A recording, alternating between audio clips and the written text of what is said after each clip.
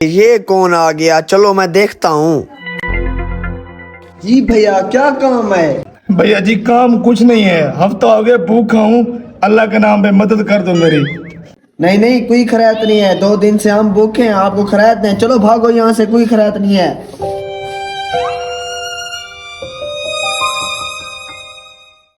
कौन था वो? अरे मालिक जी, कोई नहीं था, वो फकीर था, साले को मैंने भगा दिया। तूने उसको क्यों भगाया है? बुलाओ उसको। अरे साहब जी, अच्छा बुलाता हूँ, आपकी बात मानता हूँ।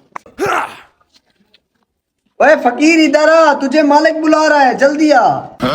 लगता है इसका मालिक मुझे खैरियत देगा, भाग के जाता हूँ। जी क्या बात है, अभी तो भगा दिया आपने। घर का मालिक मैं हूँ, ये मेरा नौकर है। चल यहाँ से भाग।